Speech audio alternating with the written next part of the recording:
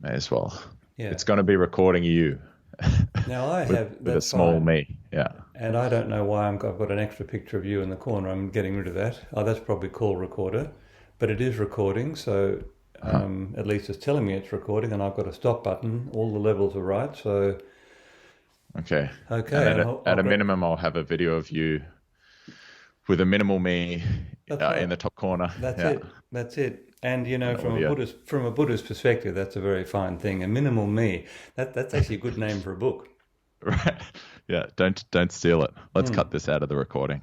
Well, actually, here's something. We had an idea this morning for a book that I am going to write, and it's so simple, it's so unexceptional, it's so unspecial that it's special. It's called Be More Human. Huh. Now, let me just talk about this for a little bit because there's a very funny story attached to it. Olivia, we were thinking of, I've mentioned this on a couple of recent podcasts, so if I'm boring listeners who've listened to other podcasts, too bad. Well, Um, that includes me, Kit. So I'll Thank you. I'll start blazing over, and you'll have a live Well, response. well, please do. That's great. Um, So I mentioned on one of the recent podcasts that Olivia and I were contemplating working with a particular teacher, and she had what I call a moment of perfect clarity, or an MPC, and she said, "I'm only interested in practices that will help me become a better human being." And when I heard that, it absolutely struck me. With the force of a revelation. But when I spoke to my ex-apprentice Dave Wardman, you know Dave well, he said, "What does that mean?" And I Mm, wrote back to him very sternly and I said, "Everyone knows what that means. That's just the mind playing with you. mm, Be a better human being. Everyone knows what that means, even if it's really hard to put into words." And that is something that is worth exploring, I think, just what it means to be a better human being. But anyway, thank you for asking me to do a podcast with you. And the reason we've decided, Tom and I, I'm talking to the audience now, and Tom and I have decided we are doing a split screen presentation is because I intend to ask you as many questions as you're going to ask me, or that's the intention anyhow. But Olivia's probably cracking up in the background thinking that, no, mm. this guy just can't stop talking. Well, I'm going to demonstrate that I can. I'm stop talking now. Kid, I think you and I both have the same tendency where we're continually promising that we're about to finish a sentence or a thought and then never finishing them. And Well, because uh, everyone leads to another one, doesn't it? Yes. yes, exactly, exactly. And I did write down a few things, but I don't know that they're necessary. I think we have plenty to talk about, and I don't need Hmm. notes to talk from. But I did note that down. Oh, okay, become a better human being. And I do think everyone knows, and perhaps the faculty we have for that is the conscience, right? That kind of nudge that you get. You're not doing the right thing, and this, although of course, and maybe this is why you've raised your hand, is that can be thwarted, or we can change our conscience, right? We can Mm. condition our conscience to feed us different messages. So Hmm. perhaps it's not the most reliable voice, but it can become that, I think. But yeah, what would you say? I mean, Well, for the first comment, I would say conscience is a very Western idea, and I know we have talked off camera about various events that have happened in both of our lives that have led us to our present state of awareness, whatever that is. But conscience, or I think Freud called the conscience the super ego, didn't it's the parents or the stern voice that sits above and behind your right shoulder, commenting on the things that you're doing or contemplating doing, and then deciding whether or not that's a good thing. right? But It's but like an sorry, no, go on. So it's like an internalized version of culture, that's right? exactly what it is, and Mm, or and even worse, it can be as an internalized version of you. And so, in many ways, a lot of Western people are fundamentally schizophrenic, I believe, and so we have to be very cautious about listening to our own inner voice because unless that is modified, or perhaps modified is not quite the right word, unless that is situated somehow in a larger collective voice, it can definitely lead you astray, as mm, anyone who's got drunk and done something destructive or stupid knows. And incidentally, that brings me to the fifth precept. The when I teach in the monasteries that I have taught in Asia, as a teacher, you have to live and behave like the monks in that monastery. And the fifth precept is, well, it's normally translated as avoid intoxicants, but the more precise translation, and for me the far more interesting and far more, or the one that speaks of far more possibilities in terms of internal exploration, is avoid the heedlessness caused by intoxicants. That is a far more powerful idea. What I mean is that in the West we tend to just blanket proscribe this or ban that, or it's so simplistic. It's just a knife that goes in and cuts two things in half. And we'll talk about that a little later too, probably, because that is the mind's first operation. And you asked me off camera what led me away from my philosophy and logic studies to the things that I'm more interested in now, and that's one of those things. The fact that logic can't model changes in time. That is a profoundly important thing. We'll talk about that another time though. But so now getting back to that first comment on your comment, is rather than allowing your conscience to dictate or prescribe your actions or comment on your actions, far better in my view to be connected to your heart center. Now this is such a foreign idea in the West, but it's absolutely fundamental in all spiritual schools, regardless of whether they're North American Indian or whether they're a Buddhist or whether they're Jain or whether they're Sufi. There's no difference. They all talk about reconnecting to your heart center. Now, to a Westerner, and possibly to some of our audience, they might well ask, what does that actually mean, connecting to your heart center? And that's a very mind-centered question, if I may comment. But in our culture, because science is the subtext or the dialogue of our culture, regardless of whether people actually understand science well or not.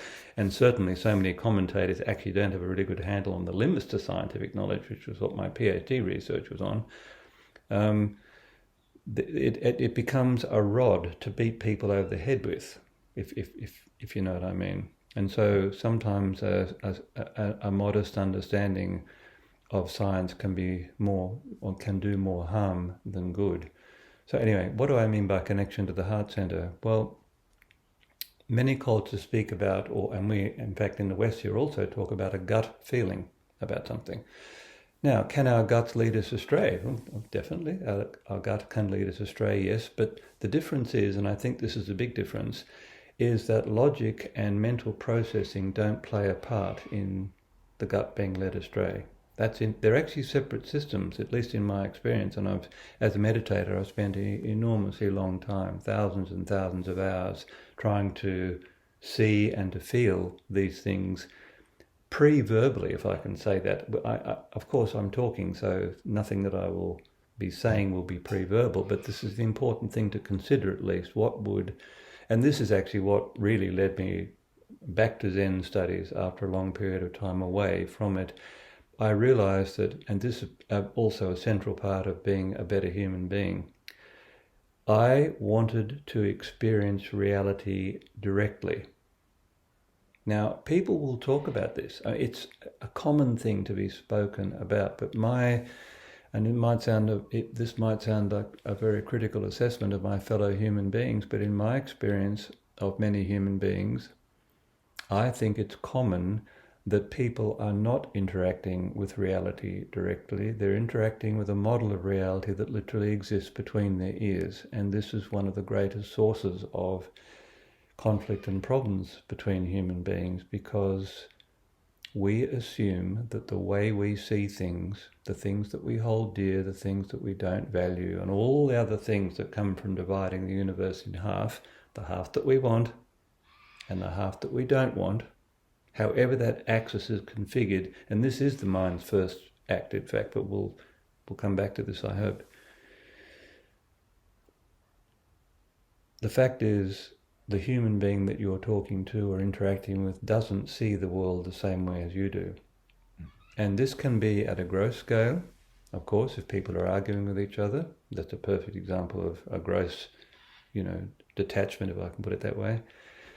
And in fact, when both people are angry, neither is seeing reality in any way clearly at all. But we will, as our anger fuels itself, and I know at least anger used to be a real problem for me personally, it isn't so much anymore. But normally when the anger is running hard, there is the certainty that the perspective is accurate. Mm. Now, and that's immensely dangerous because anger fuels us with energy and a whole bunch of other things. It also makes us immensely destructive, can make us immensely destructive. So it's very interesting, and it's a long way around to making the final point, but the word nibbana in Pali or nirvana in Sanskrit, however it's properly pronounced in Sanskrit, and I don't really know a lot of Sanskrit, it actually means a cooling. So the word for enlightenment doesn't mean the things that most people that have no meditation practice or don't really understand a great deal about the Buddha's worldview would not see anything attractive in the idea of cooling. But that's actually what it means, cooling and finally extinguishing. And what he was talking about, at least as I understand it, is this idea of not detaching yourself from what's going on around you, but rather they describe it as non-attachment. So the capacity to be a witness, if you like, while actually being involved, if that makes any kind of sense. What I mean is that as soon as you remove yourself even partly from the heat and the passion of a particular exchange, and I always use negative examples when I'm talking about this kind of thing because they're so much easier to understand. Everyone understands that, everyone gets that. A fight with your girlfriend or a fight with your boyfriend or worse, your parents, Yeah. Everyone gets that. That's when a certain non-attachment to the process can be immensely helpful and immensely useful, and I personally have found that very helpful in my own life. I remember... Yeah, Sorry, you say something and then I'll... I was hoping we would talk about that because I've had a similar... I was also, I would say, very angry, easy to anger by nature. But then I think I have a similar experience to you. When I met you, the thing that I was struck most by you is I could see your anger. And I don't mean that in a negative way. God, you have so many brilliant qualities too. But I could see that you were working with it. That's powerful. Right. Anyway, go on, please. I was hoping we would talk about... Well, I had a question in mind, which was, at what point, or was there an experience you had specifically that made you realize that your mind couldn't solve all your problems for you? Was there a moment, or is it a gradual? Was it? I'm sure. I mean, you can have an epiphany and then do nothing with it, right? And then it's nothing. So of course, it's always ongoing. And in fact, that's a really telling comment, and then I'll come back to answering your comment, because I wouldn't like to put a number on it. I've started to say the majority. Let's not say that. Many spiritual schools, in fact, are based on the founder of that school having had an epiphany of some sort. Sometimes they can be experienced as life-changing, but they don't keep on doing the work. And so two things happen here. One is that there's a certain righteousness and a certain certainty about the point of view of the person who's doing the teaching. And secondly, the path that led them to that epiphany will be promulgated as this is what this school teaches and this is how you shall do it. But in my own experience, and I have been truly blessed to work in a number of different traditions, I can tell you all paths lead to Rome, as that famous Latin saying used to say. And by that I mean it doesn't matter which path you choose. If you've got a good teacher, your own self will be reflected to you, back to you, so that you can actually see it clearly. And so the moment that I had, and I've kept on working because, like the Taoists, we just don't believe in you have an epiphany and, okay, I can kick back now, I can sit back and smoke a cigar. Not that I wouldn't mind smoking a cigar or have a cognac. The job is done. No, in all the traditions that I have worked with, the job is never done. It is simply that if you have any success in the approach at all, it is simply that you see a bit more clearly and you function in normal daily life more present, more often. But I like to say that my name's not Padmasambhava, and I wasn't born on a lotus leaf floating down that famous river in India, who came into the world fully enlightened. And there are such people. Or even the Buddha didn't come into the world fully enlightened. He was a householder, as you know, before he went on his long trek. Anyway, you asked me about a moment. Here is the moment for me. And I've seen this so clearly so many times since then too. And that is, we, each of us, and I'll talk about my personal epiphany first, and then I'll talk about the larger context, which everyone I hope can relate to. The fact is, if you have the experience of seeing the shape of your own mind clearly, it will be shocking to you, and not in a good way. I remember I was working with a teacher, and we were in the kitchen of my house, and I suddenly saw that it's so hard to put this into words, but I'll say it from my perspective, then I'll try and broaden the perspective. I realized in that moment that I cannot not see the world through my own filter. I saw that clearly. Now you might ask, well, what perspective, this is a typical Western logical question, what perspective was that seen from? And that's a very good question, and perhaps we can come back to that. But there's a very famous mathematician and logician called G. Spencer Brown. I don't know whether you've heard of him, but to me, a genuine genius. He wrote a small, immensely dense, simple but profound book called The Laws of Form. It was a calculus that is designed to allow all calculuses to be understood. So absolutely brilliant mathematician, this guy. But also he was a famous economist as well. He was a true polymath, and his work is definitely worth delving into, in my opinion. But in a footnote in the preface of his book, the most profound thing that I have ever read was written. And what's more, it is literally the Buddha's starting place in his own system.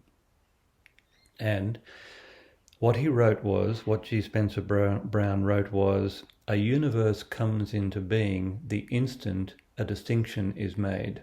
Full stop. Now that's not profound. The next bit is profound. All distinctions are motivated. So here's the thing. Each of us carves the universe into the half that we want and the half we don't want. And the axis of that carving is the particular shape of the filter that you come into this world with. So for me, and I suspect for you as well, I'm just going to get a blanket, I'm starting to get cold here. The filter for me personally is right and wrong, should and shouldn't. What is my obligation here, etc., etc. It's that kind of perspective. And the response in the body is anger. And if you dig into your anger, and I don't know the shape of your anger, but it is that something is not right, or something is wrong, or there is what the Buddha would describe as there's a profound unsatisfactoriness about the situation you find yourself in. But here is the interesting thing. Once you understand this stuff deeply enough, you'll see that someone else who does not have this particular filter in exactly the same situation will have a different internal response. And I'm sure you and Ben, for example, your brother, you're completely different personalities, just as my own brother and I are.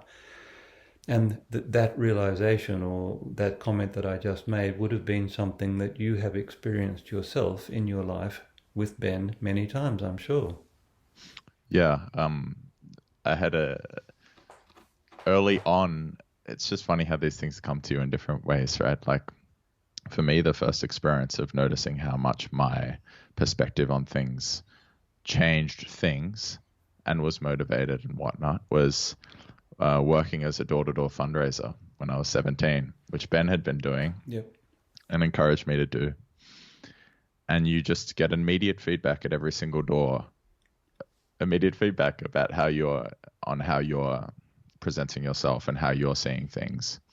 And it was kind of a profound, when I think back on it now, and my boss at the time is now a spiritual teacher himself, which doesn't surprise me, quite a profound experience to, before each door, reset and try to, because this is the other thing, is perhaps we're trying to view things more neutrally as they are, as you said. And I'm not, More directly, if I may say, because More neutral directly. itself suggests a standpoint, doesn't it? A perspective already.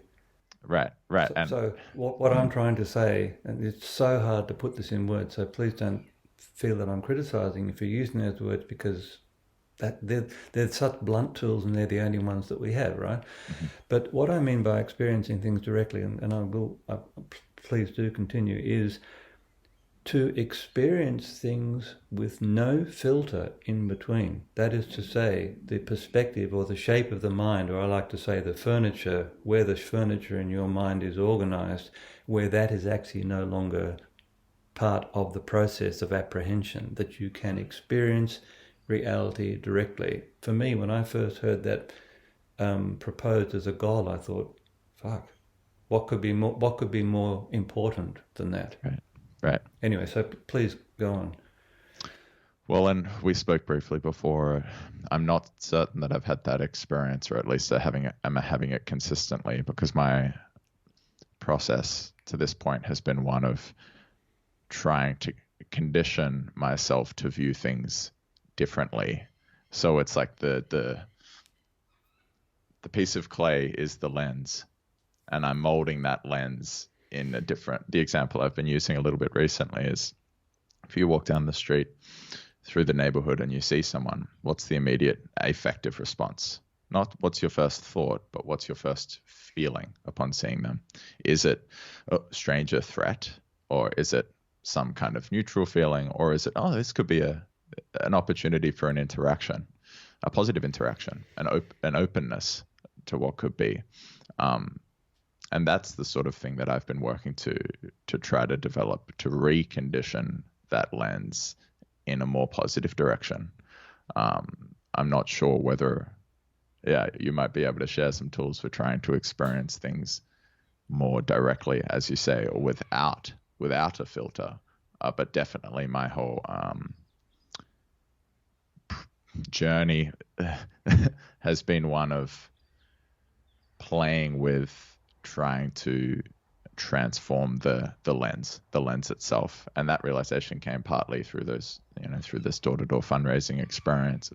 You would have an entire day of no successes, and then 4 successes in a row. It was just clear that however you were seeing things was so compelling that the other person was seeing them the same way, whether that was good or bad.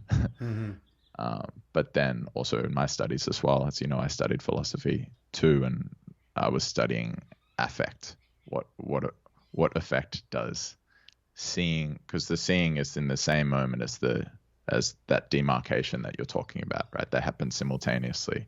I smell the coffee, and in the same moment I feel like drinking coffee, Mm-hmm. and in the same moment I've decided to drink coffee, Well, and here's then this is very, very what you've brought up, the point about affect, and look for our listeners. Affect is a very technical word, so yeah, let's just unpack it a bit. Firstly, it's a very important word in psychology and psychiatry, but at its root, as I understand it, it means emotional response, affect, rather than some cognitive response. Which that's mm, not to say that affect can't drive cognitive response either. So let's just talk about this for a little bit. There's a little mind game, a little thought experiment. We philosophers love words like that. Gedanken, it is in German. A thought experiment that I talk about on workshops to get this point across in a very efficient way. So let me just do that now. Let's say you're at home with your loved one. You've had a glass of wine. There's a romantic mood in the air. And the phone rings. And so the phone ringing, that has no impact on the romantic mood. You're carrying this mood with you. You walk over to the phone, you pick up the phone, and in an instant, the instant of hearing the voice, and this is worth slowing time down if we can to really unpack what happens here. As soon as you lift the phone to your ear, in my story, it's always an old-fashioned phone that rings. A phone that rings. It doesn't have a rotary dial, but it's actually a landline. mm-hmm, Pick up the phone, and suddenly you become aware it's the hated father-in-law. Now, what actually happened in the instant of the apprehension of that sound, and in the Buddhist perspective on the six senses or the five senses, our mind reaches out to apprehend that particular flavor of stimulus. It doesn't come to us. There is a state that you can come to where things come into you, but normally the mind reaches out. And you become aware that it's the hated father-in-law. Not only that, well, that will come to the next bit in a second, but what happens in the instant of experiencing the hated father-in-law's voice is that your body literally reorganizes itself internally into hated father-in-law mode. Your entire internal structure and your physical, perhaps you have really angry feelings about this father-in-law as well, and your whole body will manifest that. And how long does that take? A split second. It literally happens before you know it. That's how people describe it. But listen to the words. Before I knew it, because knowing is a mental process. This is really important, because these things and all the things that cause people problems in their relationships, they all happen like that. And this is, you mentioned before, and I'll just tie that detail up. The more you can be connected to your own internal state, like your heartbeat or your breath or whatever it is that you're using to connect to your physical state, automatically there is a pause built in. And if you're talking about the witnessing or experiencing, not witnessing now, but actually physically experiencing the body organizing itself into hated father-in-law mode, that is a visceral response. It actually happens in your internal organs firstly, and then as your mind reflects on it, the surface musculature. If you watch this stuff closely, that's how it happens. And so there was a very famous paper, I think in 1970, written by a guy called Zajonc, Zajonc from memory, does affect precede cognition? You know, to anyone that does my kind of work or your kind of work, that's such a stupid question. Of course it precedes cognition. Right. But that debate went on in psychology and psychiatry for over 20 years. It's one of the most cited papers in that field. And that's because, unfortunately, and this will be my recommendation now to anyone who's contemplating an academic career, you must do body work. You must get into your own body. And look, the reason, there's many reasons why I decided not to go on with an academic career, and I'd love to know your reasons, but here's one thought experiment for people to think of or consider. What does the word academic conjure up to you? Well, it's some crusty old guy bent over like this, hunched over with that academic stoop and the head forward posture and looking angry or concerned or something. But anyway, the furthest that you can imagine from being open, happy and relaxed. You know, of course I'm doing great violence to many academics that I know who are happy, open and relaxed, but you know what I mean. We even talk about the academic stoop. That is part of our language. Anyway, that was definitely my realization at the end of, and I'm still interested in study, but I was studying affective. And another way to think about it is, how do things affect you? How are you affected by something? If people are trying to remember the term, you know. And I was studying some kind of second wave Marxists talking about revolution, and that it must happen through the revolution of the individual. And actually I found that compelling, you know, this idea of a transformation of consciousness needing to take place for any sort of transformation to take place. Whether it's going to be revolutionary or not is, I'm less excited about that now than I was at the time. Yes. But there were no tools for, okay, so how do I have that happen? How do I transform the way I'm affected by things? Well, if that's going to be this plays directly into what you and I can talk about, because we absolutely do have tools for that, and I'm sure you do have tools for that too. And so rather than, let's put a marker in here, a mental marker that we are going to come back to this point. What are the tools for self-transformation? Because there are many, and they are available. Yeah. But let's get back to G. Spencer Brown's point just for a second, because this is the, if you like, where what I'm talking about in my Gedanken about the hated father-in-law. Look, I want to just elaborate on that, and then I'll come back to G. Spencer Brown. The hated father-in-law thing, you've just realized, holy shit, it's Boris or whatever his name is. And you find yourself in, hated Boris mode. But here's the thing. cognitively you know that Boris is actually in an insane asylum in Reykjavik, say in Iceland, so 5,000 odd miles away more, and there's no chance of him ever being released. This is the point. And there's actually Boris has zero capacity to hurt you. Boris has zero capacity to hurt anyone you love. That does not change what happens in the body. So, we can have a thought about something and the body will organize itself around that thought, and so we can say in that sense it's a perfect example of affect preceding cognition, but it can go the other way, as you know.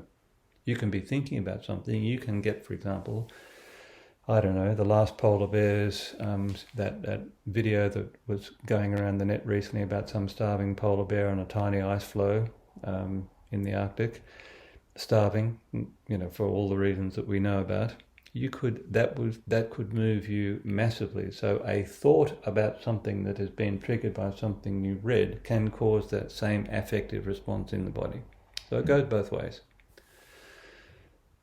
Now let's talk about, firstly, G. Spencer Brown. Well, his point about things are distinguished on the basis of a perception of difference in value. That's not exactly how he said it, but I'm just unpacking it a bit more. What do I mean by that? Well, you used the example of looking out the window a few minutes ago. And this, for me, understanding this clearly and experiencing this clearly was also another, if you like, plank in that thing that has changed me internally. But the structure of your mind, and I'll come back to the inescapability of it in a moment, because that's also a profound part of the story, it was the inescapability of my own filter that was the thing that shocked me to the core the most deeply. I realized in that moment that I had with my teacher in the kitchen of my house that there was no way of stepping out of the experience of being me. I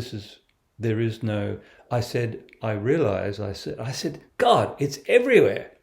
And he just laughed and laughed and laughed. But that's it. It is everywhere. And the thing is, at least it seems to me, that so many people who are not happy or who find their life unsatisfactory in some aspect, and unsatisfactory doesn't just mean about being unhappy, it could be being unfulfilled, it could be any of the unwords that we use, any of the negative unwords. What are the tools? How might we step out of, I'm going to use some formal Buddhist terms now, how might we step out of the formal thought stream?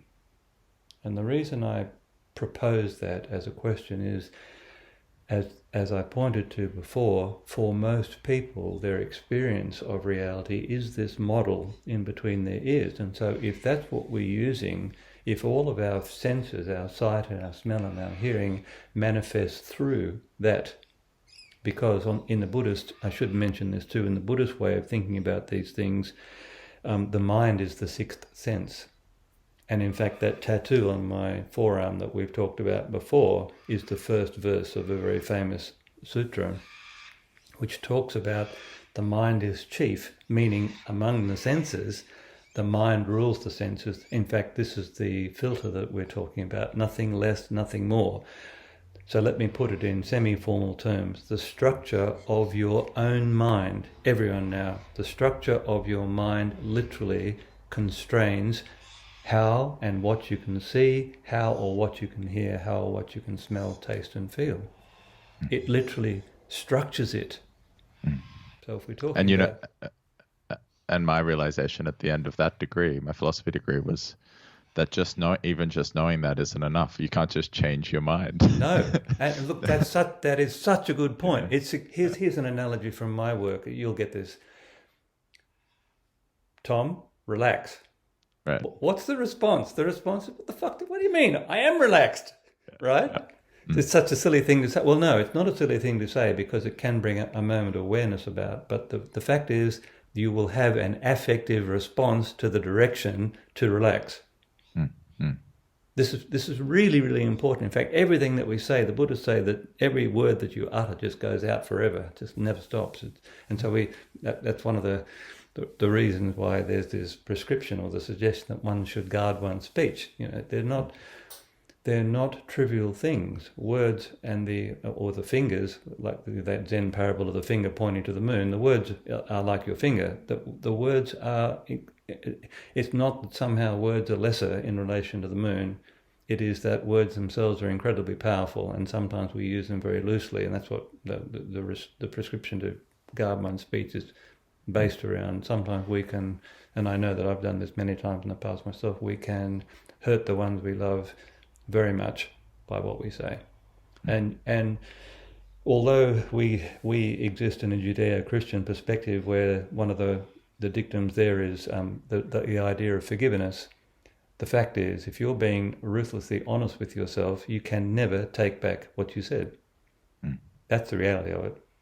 And if you have hurt someone, it's like, well, now I'm going to invoke Freud's brightest pupil, Reich. It's in Japanese they say kizu or sketa, which means you have scratched me.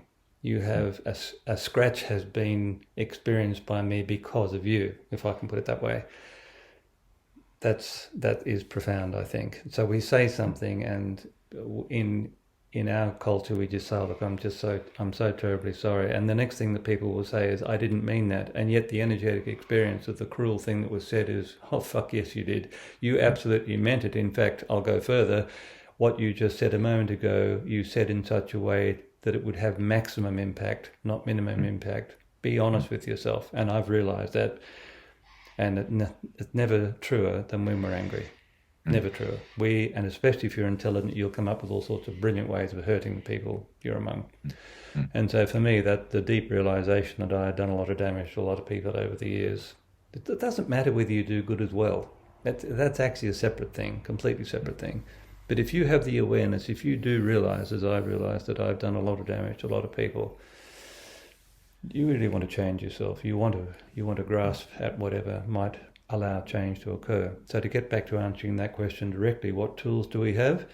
I would say for the vast majority of Westerners and the vast majority of people listening to this podcast, the greatest gift you can give to yourself and the technique that allows a stepping out of the thought stream most efficiently is not a meditation practice, but a relaxation practice.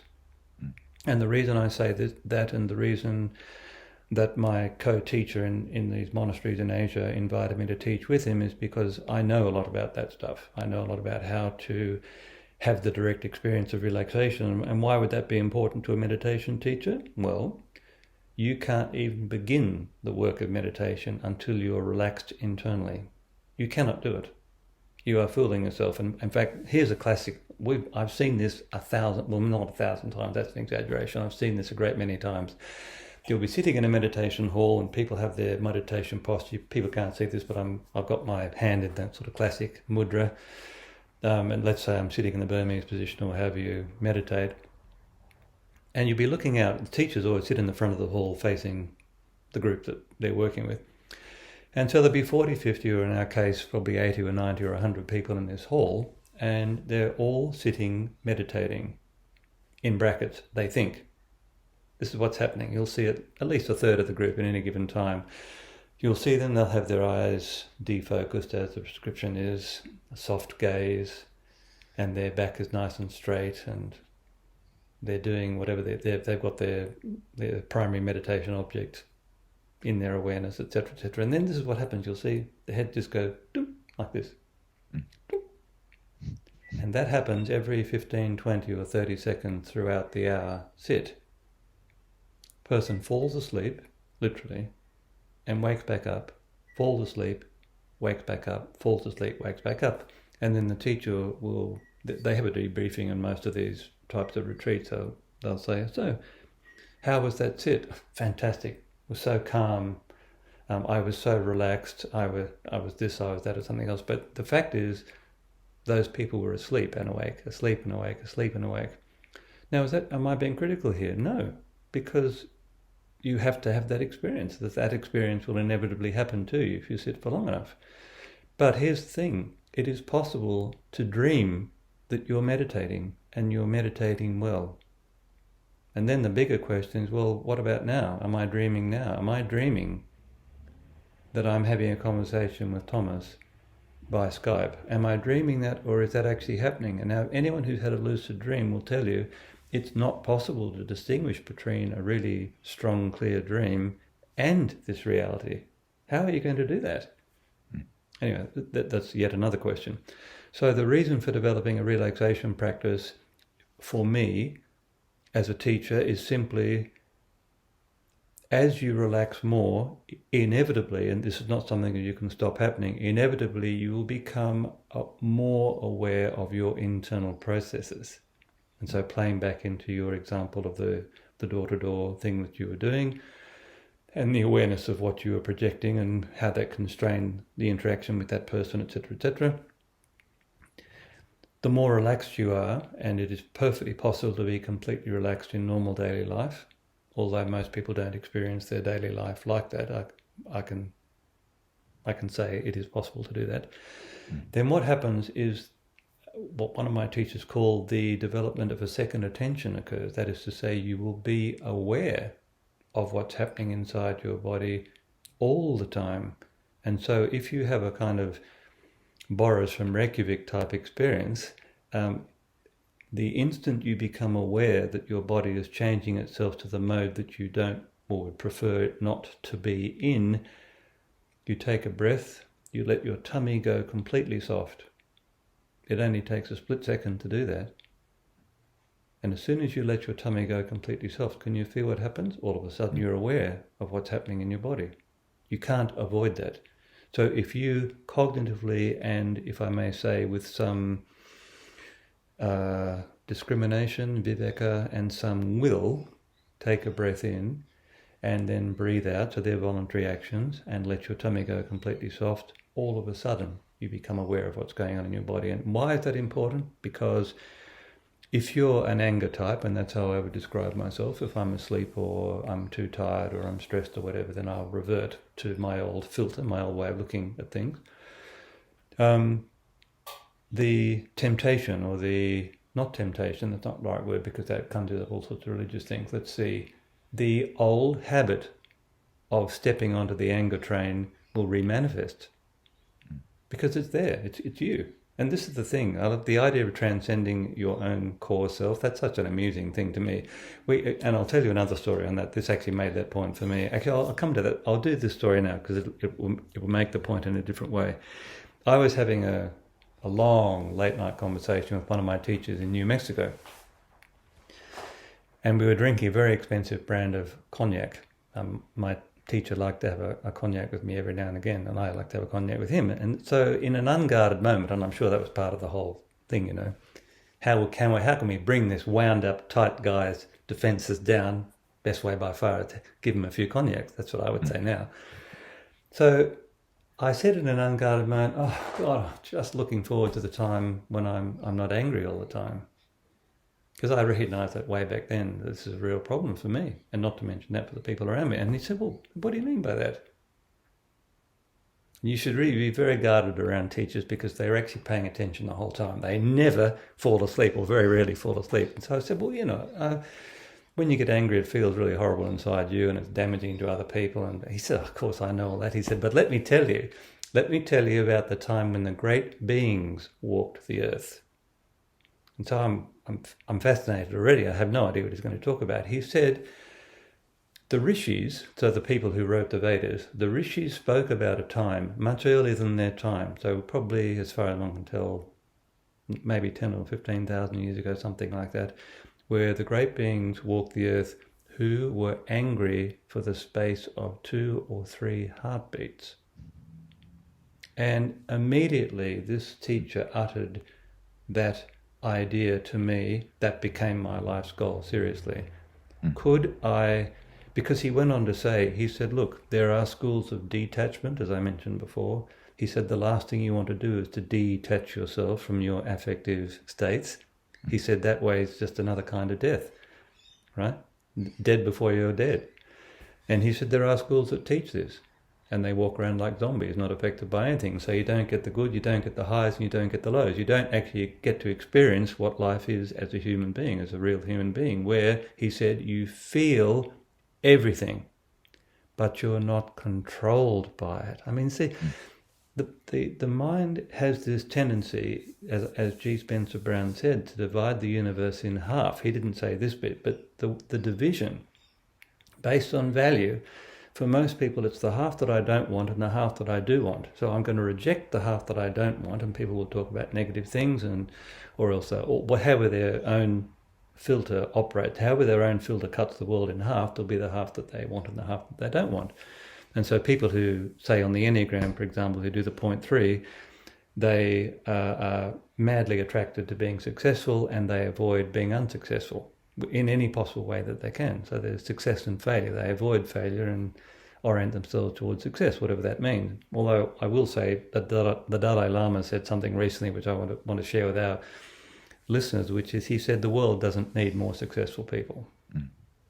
You probably read that same thing.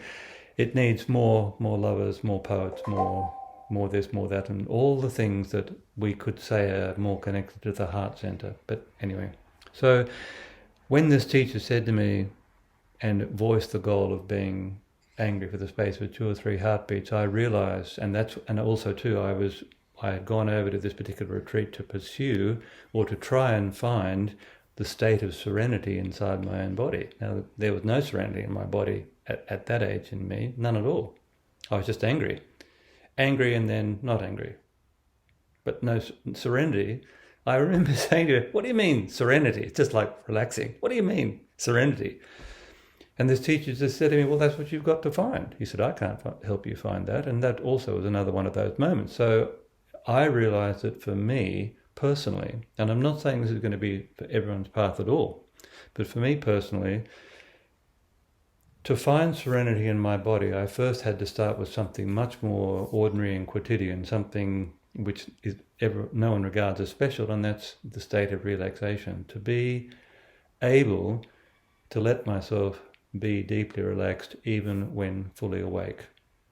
And I can say now from my own personal experience that the movement to becoming angry, if you have part of your awareness centered in your physical body, that capacity to pause and let your tummy go soft means, and I don't know whether you've had this experience yourself, but if you can let your whole body relax, you can't actually be angry. Now, for someone who is an anger type, to say that if they've not had that experience will just seem like the grossest fantasy. What do you mean? That's just impossible. That's a ludicrous idea. I've had people, I've worked with students who've said that to me. And I understand, because if someone had said that to me before I'd seen these things myself, I would have reacted in exactly the same way. So relaxation, but for a particular purpose, for the purpose of experiencing what your body, and I would say your heart center, because your heart center is part of the body, it's not part of the mind. This is a very important thing to make clear. If we're playing back to the very first thing that we spoke about, which is what makes a good human being, and the capacity to distinguish between right and wrong in the group that we live in is a fundamental part of that. If you're aware of your heart center or the physical center in your body, the body will always be able to guide you in questions of what's right or what's wrong. Always, at least in my experience. And so that alone, it seems to me, would be a reason for pursuing that practice. And then, assuming you have developed the capacity to experience relaxation at a deep level, and I have to add this because, again, the mind loves to play with these things. What I'm talking about here is not a concept.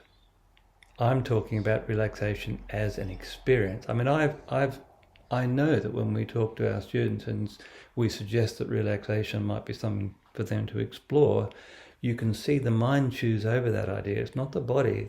That word relaxation does not connect with a physical state at this stage of the person's existence. It's an idea, like the General Agreement on Tariff and Trade.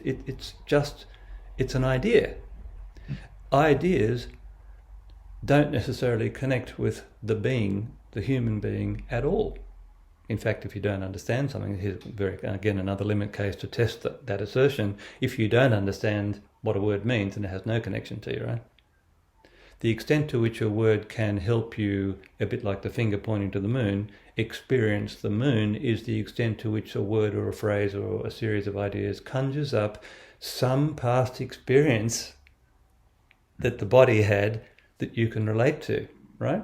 And so one of the things I wrote when I was a young philosopher was no description or analysis of the chemistry of an orange will tell you anything about the taste of an orange. If you have not had some kind of citrus fruit equivalent experience, none of that shit means anything, Thomas. And I know you know this, it's so clear, but it's really worth coming back to these really basic ideas, I think, because so many of our misdirections and mistakes come from not understanding the basic building blocks of the thought that we're using all the time and which we just believe to be accurate, Very good.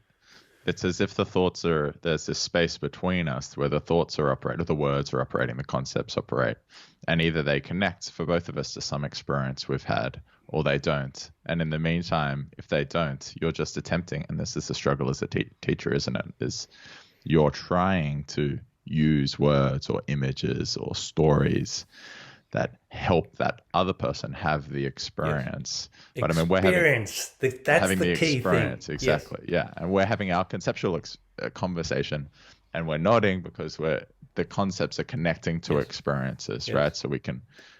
But yeah, that was another huge realization for me, was that thing of seeing things only through your own lens and experiencing things only through your own lens. Again, it's like sometimes maybe I'm saying a word, I'm sharing a concept that's connecting with an experience of yours that's actually very different to the experience that I had, that I'm trying to connect you to with the concept. Maybe it's not landing at all.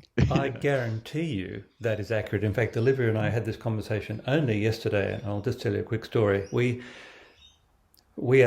reflect each other to each other all the time. She is my most important spiritual teacher, and in fact, good relationships, any kind of relationship, actually, if you pay attention, can be the perfect teacher for each of us. Now, something happened, and I interpreted the something that happened to mean as something else. And when she told me what her experience was, and it was something utterly trivial. It's so trivial I can't remember what it was. But she told me a series of mental steps that she went through, 5 or 6 steps to get to a particular position, which actually ended up at a completely different position to the position that I had experienced, literally in a 10-second conversation. This is how powerful and how dangerous potentially these things are. But I realized as soon as she recounted to me the steps that she went through, I thought, well, that's completely plausible. I understand that completely. And what's more, totally consistent with what actually I recall happened. So there you go. There's two people who live together, right? We're living together. And in the space of 10 seconds, you can completely misunderstand the intentions and the reasonings of the other person. In 10 seconds. It's volatile stuff, and this really we really have to pay attention. And the whole dictum, and you hear people saying all the time these days, oh, you have to be present. Yes, that's a great piece of advice. How do you stay present? How does that? So this is another question about what tools we can use. And again, I'd say, well, let me run an idea by you, and please tell me whether you think this is completely ludicrous or not. But the reason I have focused so much in my work on internal states, and that's both true in my meditation practice. My meditation, we'll talk about that another time, it's a more samatha type of practice, not a vipassana type of practice, which is the most popular form of meditation here in the West. But becoming aware of internal states, the reason is this. I'm just struggling to put this into words. I'm going to put it just boldly and simply. The body never lies. That's what I'm going to say. And of course that doesn't actually mean a great deal, so let me just elaborate on that. Your mind is lying to you all the time. And by that I don't mean to denigrate the operations of the mind. If someone is relaxed and their mind is working well, then the mind has immense creative potential as well. Of course, that's true. When I say your mind is lying to you, here's a classic one that we do in workshops all the time. We'll say to everyone, turn your head slowly as far as you can to the left like this. And everyone will come to a stop. And then I'll say to the group, I'll say, so do you feel like you've come to the end of your range of movement? Of course, you can see people nodding or raising their eyebrows up and down because that's exactly what's happened. They come to the end of their range of movement. And I say, take in a breath. And as you breathe out, turn your head further. And in every case on a workshop, this whole room full of people, everyone turns their head further. And so I say, and then we do it again. It goes further a third time. So we come back to the middle, and then I say this. I say, okay, so you've just seen an example where your own perception of the end of the range of movement clearly wasn't accurate. Now, with that idea in mind, see what happens when you turn your head to the right. Guess what happens? You come to the end of the range of movement, and when you then tell the class to take in a breath and breathe out and turn the head further, the head goes further. So there are a number of things here. The body rules, firstly. And secondly, you can't make yourself flexible by just thinking, yes, I'm going to go past this point in the range of movement that I can't go past. I mean, if that was true, both you and I would have been perfectly flexible a long, long, long time ago, right? It doesn't happen like that. It's what's the word I'm looking for? It is the separation, that's not quite the right word I'm looking for, but it's the space that the body lives in and the disjunct of the space the mind lives in where human beings' problems begin. Now, let me elaborate on that too. The root of suffering, there's many theories on this, but the Buddha spoke of a particular one. He made the claim at some point in some sutta that the majority of people, when they're in their heads, I'll take a step back, that's not his work. Most of us are interacting with a model of reality, as I said, but there's more to it than that. The model is usually fixated on the past or the future. So the model will be talking about, if it's fixated on the past, people will be regretting something that's happened in the past, or talking about the hated father-in-law example, some terrible thing that the hated father-in-law did in the past, nonetheless is brought into the present by the mind and the body, because memories live in the body as well as the mind, as you know. And so if that effect is too strong, then we can say that some people are being controlled in the present moment by their constant re-recollection of things in the past, the hurts that were associated with that, or the regrets in the case of, say, someone who, I used to be really flexible and now I'm not flexible and I'm miserable all the time because I used to be flexible, like that. Or dreaming about a future which never actually comes, wanting an alternative to what's actually happening right now, and that's that mental division, the half of the universe that I want, the half that I don't want. That division and that reality is in the continuously unfolding present only. It doesn't exist in the past and it doesn't exist in the future, and that's the whole basis of Eckhart Tolle's book, The Power of Now, which I recommend. It's a very good book. So what's the connection to the body? Well, the body, its language is not words. The language of the body is sensations, for which we have an extremely poor vocabulary. It's impossible, or virtually impossible, to describe physical sensations with words.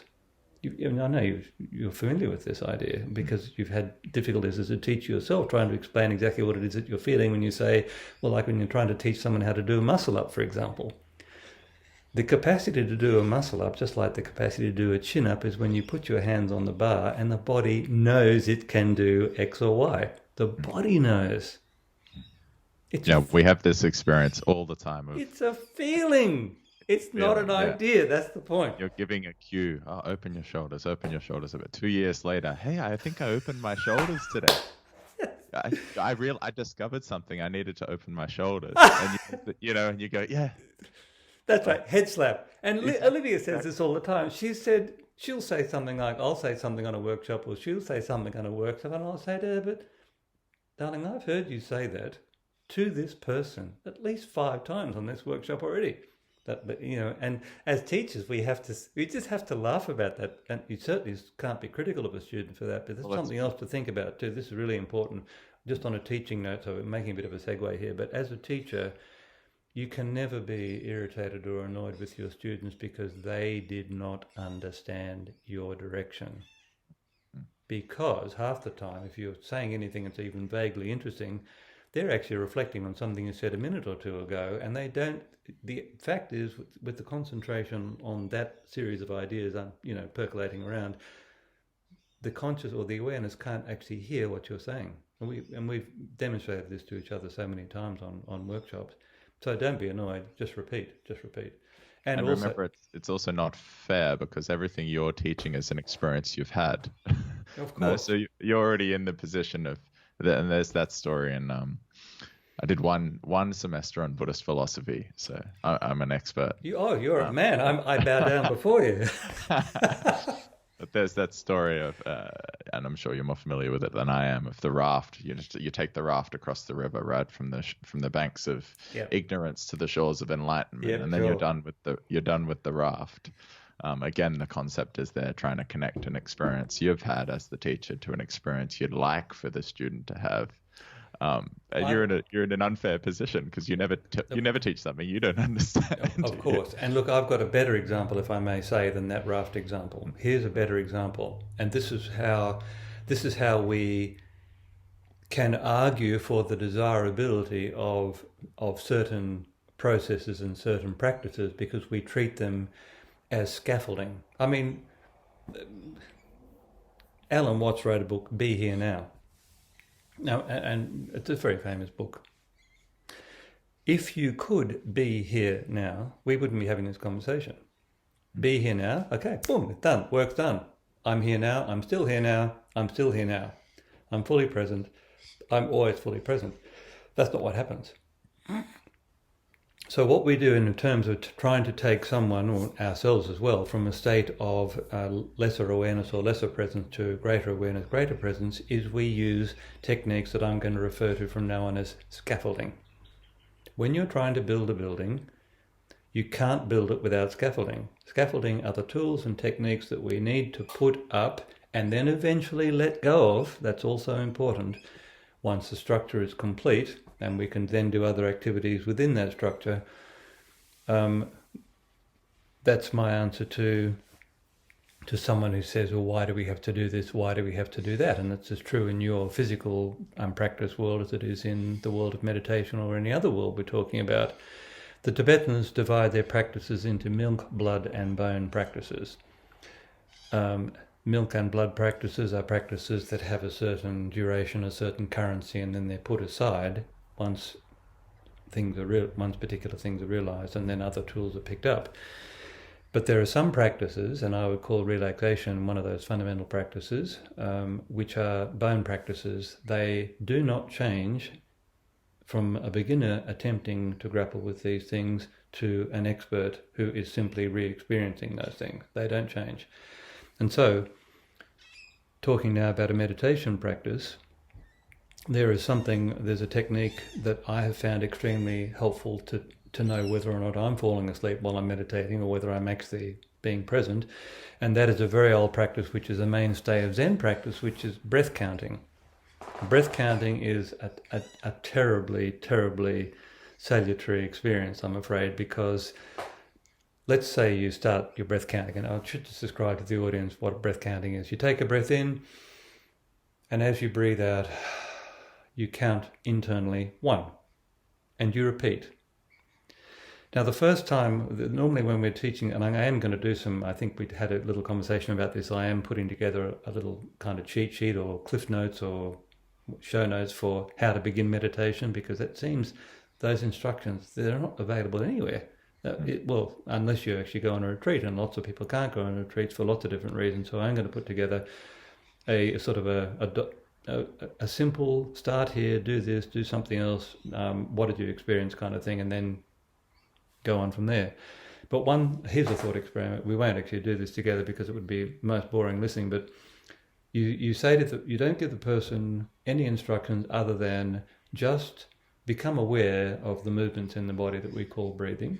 So not even become aware of your breathing, because that's a concept. And that's I have learnt that you cannot use conceptual language in these things. You have to connect every instruction to a direct experience. So if I say to you, for example, take a breath in, feel all the movements in the body that we call breathing, that's immediate physical experience, right? And then the next direction is just simplicity itself. Just gently hold your awareness on those sensations. And then you give the class a minute or two. And then you've already given the instruction of increment the count by 1 each time you breathe out. What number did you get to? We'll say to the class. And no one gets beyond 2 or 3 before some thought comes into their mind. And that's a bit of the instruction I missed out on. We say, stop the count and go back to 0 as soon as a thought appears in your mind. So I won't make that mistake when I actually do the recording. It'll be there. And so what happens is you'll breathe in, you're aware, you're connecting to those movements, you feel the chest inflating or expanding, or however you describe it, or the tummy falling, or the chest or the tummy rising or going out to the front, however you describe those things to yourself, you feel that coming in. And then out. And then a little pesky thought will come along, something you're thinking to yourself, I must remember to pick up those zucchini for dinner. Let's say that's the thought form. Oh shit, I just had a thought. Okay, I'll go back to 1 or 0, start counting 1 again. And so the first instruction set is simply, the reason for it is simply to see how the thoughts come into the mind. Now the Tibetans say we create 60 new thoughts a second. That's what experienced meditators claim they see. Anyway, so there's still a lot of work to be done, obviously, but the point is, if you do decide to increment or decrement the count back to 0, when a thought comes into your mind, you will never get past 1 or 2. So that's step 1 in the practice, is simply to be aware of that process. And the second instruction is simply to do exactly the same thing, to become aware of the movements in the body and to increment the count and so on. But when a thought comes into the mind, this time, let it float through and keep your awareness on your breathing. And that also then later allows the meditation teacher to talk about the primary object. The primary object in this exercise is to hold your awareness. And notice I always say hold your awareness gently on the meditation object, which are the movements or the breathing, or it can be something as fine as the sensation of the air at your nostrils. And it'll depend on the student and, phase of the moon and who knows what else, which direction is given to the student. But one of those things will be a useful meditation object because you carry it with you everywhere, your body I mean, and you can immediately bring your awareness back to that sensation easily. And so for a beginning meditation student, it's a very good meditation object, I think. And so anyway, the point about mentioning all of this and talking about beginning meditation instructions is just this. If you hold your awareness, at least part of your awareness, on the physical sensations of the body as they manifest, and you'll see in time that they manifest and then they fall away, manifest and fall away, and the sensations in the body are never static. They are constantly changing, and that's a fundamental part of the Buddha's teaching as well, of course, and it's a very useful device to see that through. But the point is this is the critical point, as you are aware of those sensations, you are not in the past and you're not in the future. You are only in the continually unfolding present, which in the beginning in your practice is an extremely narrow window. Because the mind jumps into the future or back into the past. Oh, I'm meditating very well now. That's a thought. Bop, bop, go back to start, so on. That sort of thing. The thoughts happen so quickly. And as I mentioned, we're not, that the instruction in our system is never to try to stop thinking. You'll break your mind. That's one of the dictums that I was given when I was a beginning Zen student. Don't try to stop your mind, you'll just break it. Rather, to become aware, and this I'm going to talk about something which is a tiny bit esoteric now, but we were talking about this before. We pointed to this before. What is the space from where can the structure of one's mind be seen or experienced? What is that vantage point? Is this another bit of scaffolding? Is it a separate place somehow? Is it spatially and temporally different to the experience of thinking? No. It is simply a larger space within which thoughts are seen as, in the beginning at least, as somehow not the space themselves, but something that happens in the space. That's as far as I would want to put some kind of verbal description on it. But the fundamental thing here, and this is the thing that I've been able to bring into the Buddhist teaching in Asia, is the space is far more likely to open up if you're deeply relaxed internally. It will not open up if you're busy thinking. It simply can't, because the awareness is then tied into the thought stream. And so the only alternative to the thought stream that we have as human beings, although maybe Elon Musk will say, no, we'll be able to see it clearly from the moon or from Mars or wherever, but I don't think that's true either. The only vantage point that we have is from our physical selves, our physical body, if I can put it that way. Now, I'm not arguing that the space that I'm talking about is some kind of physical space in which the brain's activity is seen. I'm not talking about that kind of reductionist perspective at all, but rather, and I don't want to put too many labels on it, because it's very likely that the next person who listens to these suggestions will do the practices and find that their experience is quite different and think that they've done something wrong. No. You don't know, you can't predict, and you don't know what that experience is going to be. If I just point vaguely, sort of like this, it is that some kind, and even the word space might not be right, some kind of awareness manifests that within which you see thoughts. I remember Amartya, I wasn't witness to this, but a famous teacher I work with she said, "Oh, my children," she said, in that lovely way she has of speaking, "you're like the naughty fish dancing around on the surface of the ocean saying, 'I am the ocean, I am the ocean.'" That's a lovely story, I think. Mm-hmm. But the thing that I like about that story the most is it's not bad fish or fish that have lost their way or any of those kinds of negative things that we have so hardwired in our culture when we're trying to correct someone. No, a naughty fish. It's just a fun thing, a naughty fish. So when you actually have that experience of seeing your thoughts or being able to, whatever the word is, I say seeing, maybe feeling is part of it too, because there's definitely a physical sensation associated with thinking, although it's so subtle that I think for a lot of people that's not a strong connection. Seeing is probably the strongest. What happened to me personally, to see my own thoughts in that way, well, the surprising thing was, firstly, I just laughed. I mean, it was so obvious that this thought stream it's the same thought stream that I had the last time I was sitting meditating, and the same thought stream. It has the same flavor, the same recurring themes in it, the same this, the same that.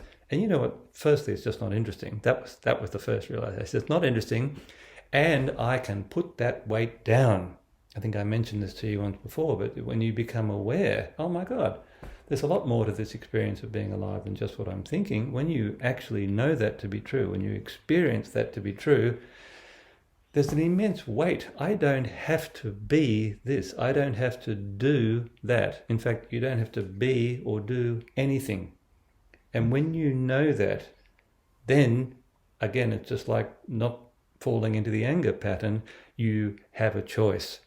And if there's anything to get out of what I'm talking about, it is to create the space inside yourself to have the choice about how to react. Because the majority, when we see anyone behaving angrily or falling back into depression or whatever the problem is, whatever the flavor of their own unsatisfactoriness is, firstly, it's a pattern that has been repeated 10,000 times before and you're an expert in it. And so there's a familiarity to it. There is an ease of bringing it back and re-experiencing it. When you see that, when you have this larger space, you can make a choice. You say to yourself something like, oh, I know where that's going. Or I know how this ends. That's probably a better one in my case. God, I know how this is going to go. Do I want that this time? No. And again, there's nothing judgmental about it. There's a lightness to it, I found, which was completely surprising to me because I was a very serious person. I mean, God, you wouldn't have liked me 20 years ago, Thomas, I tell you. I was just a terrible human being. So serious all the time. That's another thing. So that's what I've found is that everything seems funny, and I don't mean you're laughing at other people or at things. It's just that everything seems funny, if I can put it that way. And again, the ego is not present. When you're having a real belly laugh, I'm not talking about a snide laugh where you're, enjoying someone else's misfortune or anything like that. I'm not talking about that. But when you have a real laugh, the ego is not operating in that moment. The ego can't actually operate in that moment, which is why we enjoy humor so much. One of the reasons anyway, because again, it gives us a rest from ourselves. And look, on the much more mundane note, and then I'm going to stop talking, the reason for developing a relaxation habit and then possibly helping or taking that into a meditation, more formal meditation practice, the best reason to develop a relaxation practice, in my view, is actually so that the quality of your sleep is enhanced.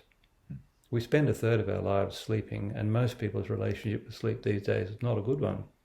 In fact, I'm going to write about this and we'll do blog posts and so on this as well, but not being able to sleep is probably the most common thing that people mention when you say, so, Tom, how are you? They say, well, I'm pretty good. I'm not saying you, I'm talking about the archetypal Tom. But if you then ask, so how are you sleeping? Well, I usually wake up at 2 or 3 o'clock in the morning and I'm thinking about this or that or something else. That's what I'm talking about. If the mind is active when you go to sleep, and this was my real reason in the beginning for learning self-hypnosis, this is what led to my relaxation practice, the biggest difference for me and the most important, profound difference for me was it changed my relationship to sleep forever, completely.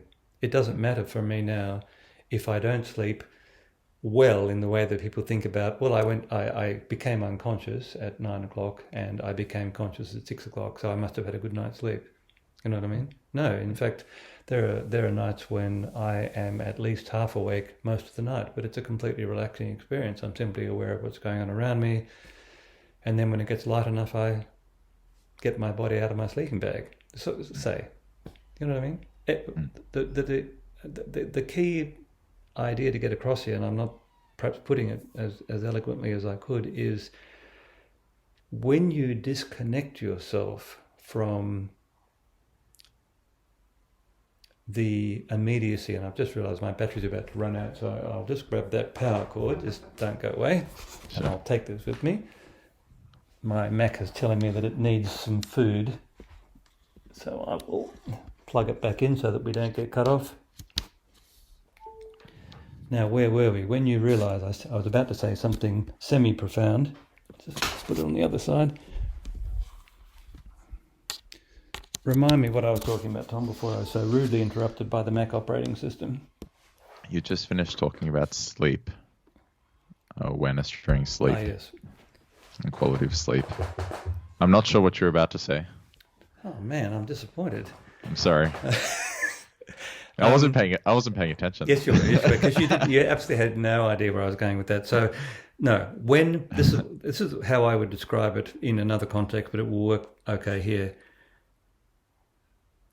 And I have mentioned this, but I'm just going to tie it up to sleeping. When you realize that you're not actually your thoughts, when you absolutely know that to be true, that doesn't mean that your mind stops working or that you can't think or that you can't write or anything. In fact, all of those things work better. That's a fact, I'll tell you that. But when you realize that there is an immense freedom is experienced. And so getting back to the sleep thing, you're awake and you're aware. I see that I've got a bright light in the background. I'll just come over to here. Is that better? Yeah, not the best room for this kind of thing. But when you're aware that you are not your thoughts, and what's more, what you're thinking about something is not necessarily good or bad, or that in fact then drives the experience. You are actually freed from your thought processes in a way that the average person has not experienced yet. And don't you think that starting with awareness of the body is a good, almost like an access point there? Like one of the, and we've mentioned the word tools a few times. One of the actual tools that I sometimes encourage students to use, and it's because it worked for me, was just, many people are in this habit of lifting the shoulders, right? There's tension in there. It's a protective mode. Yep. And in particular, it's cold now in Canberra, so it's happening even more. I say just every time you wash your hands, and everyone's doing that all the time now, which is great because of the COVID stuff. Every time you wash your hands, just check what your shoulders are doing. And they start, okay, I can relax them down. Okay, I can relax them down. And I think it's, you mentioned the 3 heartbeats of anger, right? That your anger lasts only 3 heartbeats.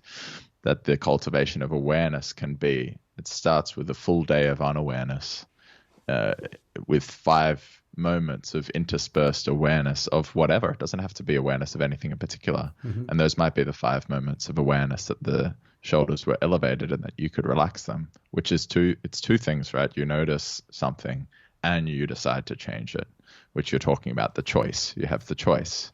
That is the development of a new habit that will change your life. As simple as that. It is, isn't it? Yeah. And look, I know it's a kind of a hackneyed saying now, but the Chinese, or it's a Taoist saying, a journey of 1,000 miles begins with a single step. The word that you used a moment ago is the perfect way to describe this, access point. That is precisely what it is. If you don't have an access point, no scaffolding, forget about building a building. You don't even know where to put it. You don't even know what the building's going to look like. So we start. When people get interested in these things, it's like everything else Western. They want to be successful at it. They want to be good at it. No. In fact, and this is actually what's wrong with our education system. We actually want to be bad at it. We want to fail at it, but aware of those things, because the fact is, people who are educated really don't like this idea very much. You don't ever learn from positive feedback. You only learn from negative feedback. You don't learn anything when someone writes to you after a workshop or a course that you've done and says, look, that was absolutely fantastic. Thanks very much.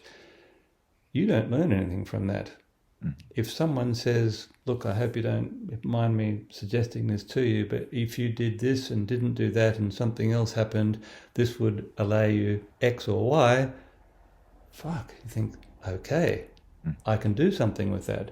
And so our education system only rewards people being successful, which means basically regurgitating whatever the professor or the teacher has taught to them, or there are the prescribed texts which you need to know, and so on and so forth. But actually far, far better is to make a mistake and learn from that. And I've been learning how to work with my hands, as in I've been restoring a boat. And so there are 10,000 skills that I didn't have, which you need to have, which I've had to teach myself. And the beautiful thing about working with your hands is you can see immediately whether or not the idea that you had about what is going to happen actually happened. And usually it didn't, because you simply weren't skilled enough using the tool to make it happen. That's immediate feedback. And it's negative feedback, but which in the big picture is wholly positive. So getting back to what you were talking about, the body, if you become incrementally aware of what's happening in your body, you will automatically have an access point. It will do you think, Kit, because my experience has been that becomes where the majority of time is unawareness or identification with thoughts, just absorption in whatever's happening, whether it's thinking or not. Absorption might not be the right word, because perhaps that's actually what we're searching for, right? Is that would be a way to describe the awareness, but interspersed moments of awareness of how the body's feeling, how this part of the body's feeling. It's like a scale. The scale starts with just moments and then becomes more and more, it becomes smaller and smaller. So the awareness is awareness of more and more, smaller and smaller feelings of tension in the body, and then also faster and faster So like you mentioned, the shrinking of the scale from, the word oh, I you look, noticed. the word you're looking for is discrimination. Uh-huh. By that I mean there is clarity, there's some sort of awareness, and then that is just discriminated or distinguished into finer and finer Yeah. things. Now, look, Right. that's not the sole description of the process, because there are some schools of meditation and practice open awareness where we're actually trying to hold as big a space that we're aware of as possible. So, I personally need to be very careful about saying it should be done like this or it should be done like that. The expression you used, access point, is a beautiful one, and that's probably what I would like to end what we're talking today on, because as something as simple as becoming aware of am I holding my shoulders up or not, that doesn't sound like a particularly major thing, but it's the first step. It is the starting of the scaffolding, or as you said, the access point, and the access point leads to a truly limitless space in time. And so it might seem, and I've had people say, oh, look, no, I want to work on something more complicated than that. Because this is what the mind wants to do. We are so conditioned in our culture to be successful and to do things well, which plays into what I was just talking about a second ago. No, we're going to give you a small exercise to show you what the experience is like and what comes along to change that experience. Not that the changing experience itself is bad, but rather, what is the process? What is your awareness of the process that you're in? And in the beginning, it's not clear. But as you practice more, and this is the big point that I want to make, relaxation and awareness both are simply new habits. They can be acquired. Actually, we're all aware all the time. It's actually not that. It's the capacity to hold your awareness on something or to direct your awareness. The fact that we're talking to each other, we're both aware, right? So it's more than that. It's developing the capacity. Well, concentration is one of the words that's used in Buddhist teaching. But concentration, to me, as a Westerner, implies a kind of screwing down of the focus. But it's not that. A better expression would be a completely relaxed or a gentle concentration. I like the word gentle because it's soft. So when we were talking before about letting the thoughts, we're not pushing the thoughts out of our awareness. That's an action, and the ego's involved there right away. And then straight away there's the good me or the bad me. Oh, look, I was able to push the thoughts out of the way. Or the bad me, I wasn't able to push the thoughts out of the way. That's a dead end. Not that. Rather, gently letting the thoughts pass through, like watching clouds go across the sky. There's no good or bad about that. It's simply becoming aware of the process. And by that I mean, if you do watch your thoughts for long enough, you will see the same thoughts coming again and again and again. And that's a great realization. Just that is a great realization. They're not real. Yeah. They seem to be real, and certainly if you get stuck into them and get involved with them and then started creating new things on the back of those thoughts, you'll defend them as real.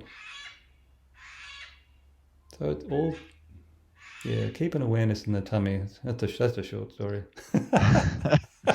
It's a good trick, right? Hopefully you move from being, I'm noticing tension, say, in the shoulders or in the tummy once a day to twice a day to 3 times a day to very, very, very frequently, and then the awareness is there, kind of diffused throughout the body and the mind the whole time. Yes. And again, the thoughts is just, I like the naughty fish. Maybe it's every couple of minutes. No, I'm thinking through that again. Yeah. And sometimes you might choose to think the thought through, right, as well. Like, let me finish this thought. That is a conscious choice. Right. That's different. So really what we're talking about, when we talk about thinking, what we're really talking about when we're talking about thinking in a negative way is, let me refine it, it is obsessive thinking. It is thinking that you can't put down, or thinking that wakes you up at 3 o'clock in the morning every day without fail. You have no control over your mind. And when I say control, again, I'm not talking about screw it down tight control. I'm talking about the fact is you have no tools, you have never been taught anything about how to exert some control over this unruly beast. who's only doing what it's designed to do. That's the thing. Right. It's naughty fish. It's just not bad fish. It's really a profoundly important idea, and it really doesn't it? It defuses that. Because as a culture we are immensely critical of other people, and as individuals we are immensely self-critical. I know I was. And you could argue I should have been much more critical of myself because you were bad. You were not a good person. So anyway, so look, develop a relaxation habit, and I guess we can link to some of the things on our site, because I've got the recordings of probably 150 different relaxation exercises that I've taught in monasteries in Asia, and you can sometimes hear the monkeys in the background in the forest, because these monasteries are all built in forests. That's one place to start, but also to the other thing, and as we're both body workers, it's worth mentioning this. The fact is you can do all of your body work with that level of awareness too. That's a big important thing. And so I teach all the body work on meditation retreats that I co-present or present. And the reason, and what I do is I present what look like ordinary stretching exercises, but I'm always pointing my students to, now just watch what's going on in your mind as you bend forward to try and put your face on your shins. Let's say you're doing a pike or something. Can you feel the resistance in your body? And are you aware of your own emotional response to that resistance? The experience of resistance is not just experience as resistance, but it's, holy shit, I wish I was a bit more flexible today because I've got an audience around me and I want to look flexible today. That's where the unsatisfactoriness pops up. It is immediate judgment. The filter straight away has separated the experience into the half that you want and the half that you don't want. And all the other things we've spoken about indirectly today can be experienced in that moment. And then the deeper one is, am I experiencing aversion, which is the most common response to a strong physical sensation? Am I experiencing attraction? Or is it neutral? So those three things that you mentioned before, they are in fact straight out of one of the most famous sutras. Am I attracted to, am I repelled from, or am I neither attracted nor repelled?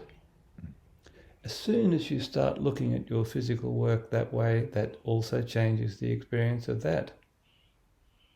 It's remarkable. I had an experience with, and this is when I first came across started making use of some of those relaxation scripts, actually, Kit, which was my story I've told a few times before with chronic pain, which started with injury, and often it does, right? I had a spondylolisthesis, which you would know what that is, but for people listening, one vertebra slips forward of the other, and there were two fractures associated with that for me, and then labral tears in the hip on one side, and a bone spur in that hip, and all these diagnoses didn't do much for my experience, but of pain. But I remember sitting in the physio's office one day, and I'd gone through all these kind of conventional therapeutic approaches, and he said, "Well, we're talking about chronic pain. It's like, it's every time I just feel like I'm in pain all the time." And I didn't know I was in chronic pain at the time. It was a 7-year span on reflection, but it was just being. And he said, "Well, are you in pain now?" And then I tried to put my mind's eye into my hip, and I said, "Well, yes, I'm in pain." But then I reflected after, and I think the moment before he asked, I wasn't in pain. Exactly. It was that the sensation of my right hip had become a sensation of pain. The two things had become coupled together. And so I started using your scripts and other tools to try to have the experience of feeling my hip without feeling pain. And I used my left hip. This was my trick. Well, focus your attention on the left hip, because otherwise you feel for the injury or where you normally feel the pain, and you get that aversion as well, right? Pain leads to tension. So I can feel pain, and you try to protect, you contract, you go. It's a habit. Yes, it exactly. becomes a habit. And what do we know about habit? The most important thing to know about habits is the more often it's repeated, the more deeply it's grooved, the more easily it's brought back, the more easily it's re-experienced. Right. And isn't it fascinating how these things are connected? I just decided I'll stop checking as often how my hip feels, and then instead I'll check during the relaxation practice and check and try to couple the feeling of right hip to the feeling of relaxation rather than to the, because you have to. This is the other thing we know about habits, is they need to be replaced by other habits. Yes, exactly. So, and so could I just interrupt there and say, that's absolutely, it's really important to make this point, is that relaxation and also gathering your awareness and holding your awareness on one thing or something else, they are simply habits. And the habit of being relaxed is just not the habit of most modern Western people. There's all sorts of reasons for it, evolutionary and other reasons for it. But if you identify another state as being something you would like to feel or achieve, you can do that. Now, in spiritual work, they talk about if you want to change your habits, you need to do the new habit every day for a month. And then they always pause and they say, but if you're really serious about it, you do it every day for 3 months. Now, that does seem, there is something in this. I don't know what it is exactly, and it doesn't bear analysing too deeply, I don't think. But the fact is, the brute fact, if I can put it that way, is if someone does practice a new habit every day, even if it's only for a moment or two, for 3 months, they have fundamentally changed themselves at the end of that 3 months. That's the big take home there. And so we often have people ask us, are you in your field and me in mine? Here's a classic one. Okay, so I can't touch my toes, but how long did it take me to get front splits? You know, this is a serious question. Well, mock serious. And you have the same thing. I'm just starting gym training. I'm about 30 kilograms overweight, but I want to know how long it'll take me to do a muscle up. That's a classic one. Really what that points to is the shape of the mind. That's what it points to more strongly than anything else. Very few people are inclined to just try something, feel what is happening, feel how they can change it or improve it or make it feel easier or whatever it is that you're trying to do. Or how can I exert more force in this pull-up exercise? How can I do that? No mind activity will ever help you with that. Can you feel the muscles that you're using to do this particular job? Are you loose enough to get into the fundamental position, which of course is one of the early conversations that we had. Anyway, I think we're on the same page here. Well, and the terrible thing, it actually connects with what we spoke about in the very beginning, is that if the conscious, what we can pay conscious awareness to is relatively small, it's a small part of our experience, or the conscious mind is that maybe that's a 1% slice of our entire experience. Like we said, you see the thing, and then in that moment you've already made a decision of some sort, and your body's shaped itself into a certain position, and then perhaps a flow of thoughts arises. Then that's what we should be. If we're interested in self-transformation, then it's habit. I mean, it's really habit development, isn't it? It's cultivating your you're bringing awareness to otherwise unconscious traits or tendencies, patterns, and trying to shape them in a positive. And then you're just in the habit of paying attention to that thing, and you don't need to continue practicing whatever the tool. The tool's done with. The raft can be tossed away, right? Exactly. But it's just it's hard, isn't it? Because the conscious slice, that 1% slice of us, is convinced that it's 100%. Yes. But it can't be changed on its own. And it's very convincing, isn't it? Yeah. Yeah. Look. That's probably a good point to stop on for today, I think, Tom. And I'd be very well. I did in fact do most of the talking today. Forgive me for that. But what would be interesting, and we'll put this on our own channel as well, but if people have any specific questions, and we'll, as I said, we'll write some show notes about where to get some relaxation practices from and that kind of thing. And I am going to write that, how to start, how to act. I've done that video, how to sit for meditation. That's been out for a long time, but not what you're actually supposed to be doing. So I'll make some notes on that as well, and we'll link up on that. But if a teacher that I work with once said, and he was quoting his own teacher here, he said, "You think you're enlightened? Go and stay a week with your family." Now that provoked a thought to me. I thought there could be a discussion, for example, well, supposing you find your mother really annoying or your father really annoying, or he's on you about this or that and the other, and that theme has not changed since you were a kid, whatever it is. Here's a word that we haven't used so far today, and this is a term in spiritual work, very important. We can explore this next time, but what are the skillful means for not changing that as in I'm going to change that person, but what to the person who's waking up, what ideas or attitudes or tools can I bring to this experience that will help it to be either smoother or a better experience for both parties concerned? Or again, I don't want to point to the outcome, but what are to use your expression, I'm stealing this by the way, I'm just letting you know, access points. What are the access points for this? Well, there are. If you think about it straight away, access points, it's a very good expression. There will be access points. And how do we do that without becoming detached as well? Exactly. Because that I've gone through that experience. Now I'm just not feeling. I'm not affected by anything, and that seems nice until you start being affected by things positively, and then you realize perhaps it wasn't. That's right. Or you're aloof. And actually, I would like to maybe next time we can talk about the cat worship. I'd like to take you up on that because, sure.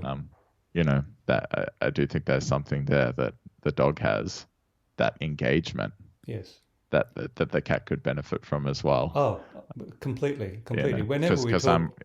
Whenever we talk about those kinds of things, as they're only ever thought experiments, and we, for example, our own, the cat who passed last year, was an immensely affectionate animal, and was not like that archetypal cat I keep talking about, the one who, if you're in favour, you might get an ear twitch, where a dog behave in a different way. Anyway, look, we will talk about that. So look, why don't we wrap it up for here today, and I'll make sure that I press the right buttons to save this. Otherwise, it's been a very pleasant conversation. Yeah, but what I was thinking of, I'd be very happy if our audience gave us specific things to engage with. So maybe some of the stuff that I talked about today might seem a bit airy-fairy. It's not airy-fairy, and as you know yourself from your own personal experience, but it might seem that way to someone who hasn't had some of the experiences that you've had or I've had. So I'd be very happy to re-engage with any of these things anytime, because as a teacher, and I'm pretty sure you feel the same way about this, all we ever want as teachers is to be useful to other people. That's all. I'm not trying to tell people how to think or that they need to chant these particular chants or any of that stuff that we see so often in this other world. Rather, just to be useful to other people, so that in order to provide, if you like, the tools or the scaffolding or whatever language you're going to use for that, so that your own life becomes a bit easier, a bit more comfortable, a bit more rewarding for you. Let's just make that modest offer. Nothing special. I think that would be useful. My impression is that you and I could talk for a very long time about very many things, and that having some sort of structure. Or someone else can choose which rabbit holes we go down. True, and I will say that I talked about some things today that I've never spoken about before on podcasts, so I know there is some new material there as well. But this is something else that we need to reflect on. The essence of both of our systems is repetition, and no one ever talks about that because it sounds boring. But repetition is key. Repetition is the way to mastery, full stop. And so even though I've spoken about some things on this podcast that I have spoken about before, each time you reapproach something, and this also is a function partly of yours and my relationship and the effect that we have on each other and all those intangible things, you say something and you find yourself saying something about the same subject you actually haven't said before. And I was aware of that a couple of times, or at least a couple of times today when I was talking. So if someone has the reaction in their own mind, oh, I've heard this before, be aware that your learning has just stopped, or I should say potential learning has just stopped in that moment. And that's true for all of our students on both of our sides.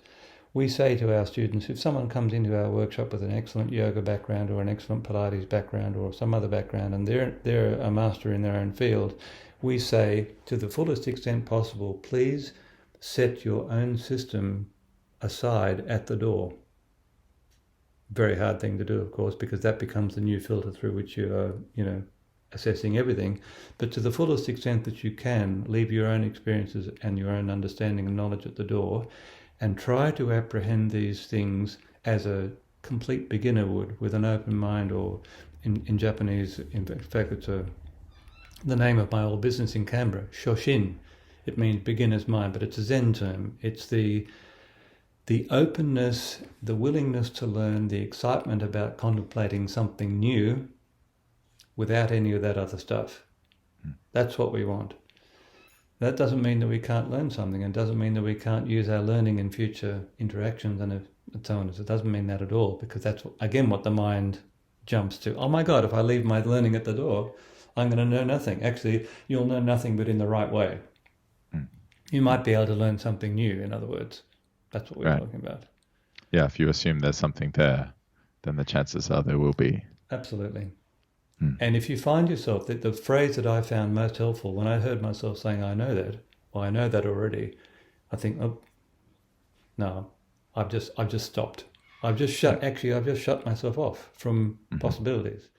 So, and you've put your awareness either elsewhere, or you've started criticizing. Yes.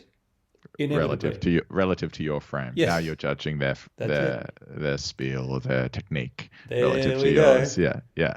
Defending. Yeah, defending, and we're on that treadmill. That's it. it. So that's an important. I think it's a good place to end. I think so too. So thank you. Thank you very much for the opportunity. Thank you for so much time. Yeah, thank you for your time, Kit. Great pleasure. It's been a pleasure. And we might decide to cut this in half, because I think we've been going for about an hour and a half now. It's pretty typical for us, and it's a short conversation for us. So look, let me have a look at it. I'll send it to you in its raw form, and you decide whether or not you want to cut it in half. And we'll leave the end bits in, because I'm a big believer in doing things live. And we won't edit what we're doing here. We might cut it in half, but we won't chop bits out. Or when people are presenting things, they think, "Oh my God, I could have phrased that a bit better." Or no, that's how I actually phrased it at the time. So just live with it already. Get over yourself. You're not that important. This is what I say to myself all the time. It doesn't matter, but in the positive way, it doesn't matter. Yeah. Well, it's in the same sense that if we'd already prepared what we were going to say, then what would have been the point? Exactly. And I thank you for the opportunity. Okay. Come on. Thanks, Kit. Deep thanks.